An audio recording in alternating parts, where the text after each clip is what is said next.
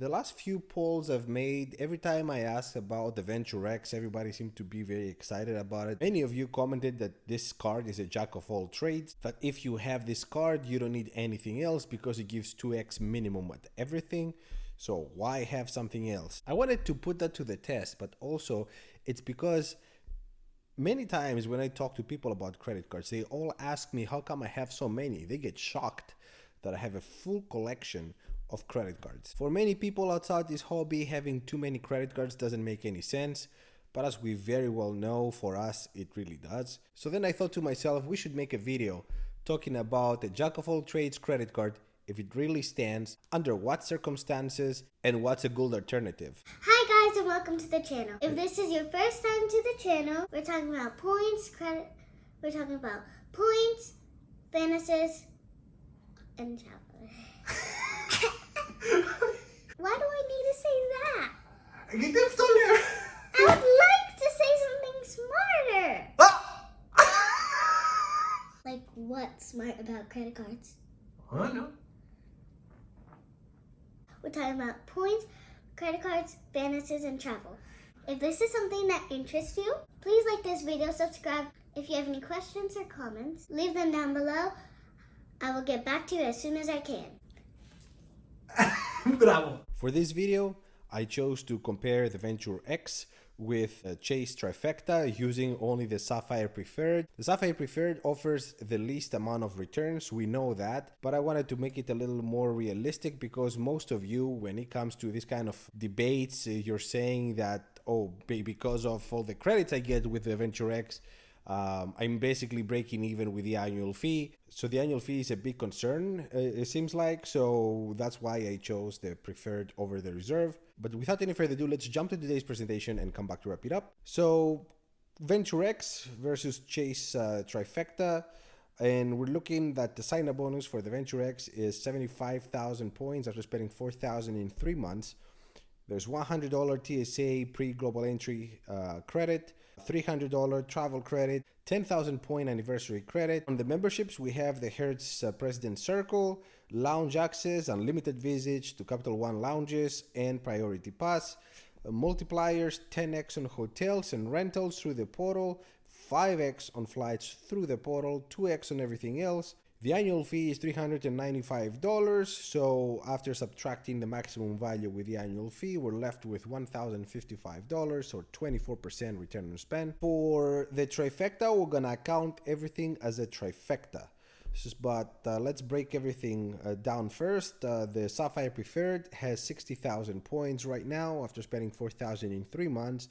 So it's lacking a little bit, at least on paper. Credits, $50 a year on hotels through the Chase portal. There's no memberships, no lounge access.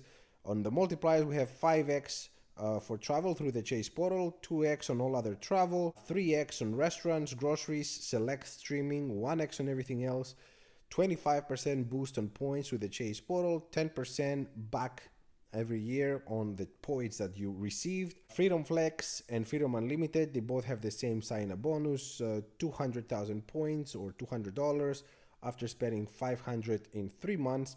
And I'm counting them as points because we use this in the trifecta scenario. You can transfer these to the preferred and then either buy tickets through the portal or transfer them to travel partners. My favorite is Hyatt. There's no credits, no memberships, no lounge access on the flex, and we're looking at 5x on rotating categories every year. On travel through the Chase portal, 3x on restaurants, drugstores, 1x on everything else. 5x groceries is a leftover from previous video, it's not there, don't count that. The Freedom Unlimited, 5x on travel, 3x on restaurants and drugstores, 1.5x on everything else. So basically the main differentiating factor between these two credit cards is the 5x rotating categories on the flex and the 1.5 on everything on the unlimited, because everything else really overlaps. After subtracting the annual fee, that's only $95 and only for the Sapphire Preferred,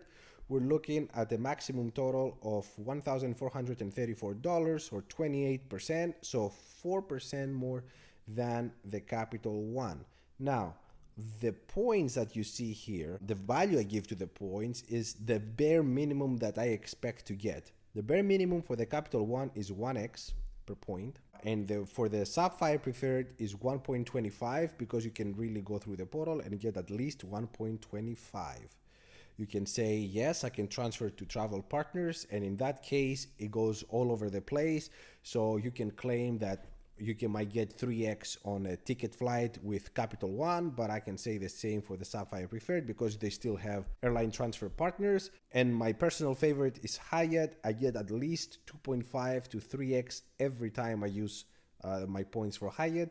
So yeah, I mean, it depends. That's why I try to get the bare minimum here. But as we know, what happens in the first year is one thing, what happens in the second and every year after is another. And for that, we apply our imaginary budget of $12,000 equally spread between travel, restaurants, gas, and groceries. And we see here that the return on spend for the Capital One is 3.31, and for the Chase Trifecta, 3.64. Now you might be wondering, okay, if I have one card that gives me practically the same return on spend with a whole trifecta, isn't it better for me to just get one card and not have to deal carrying all these credit cards with me? That's a valid point, I agree, but it really depends what you're using your points for.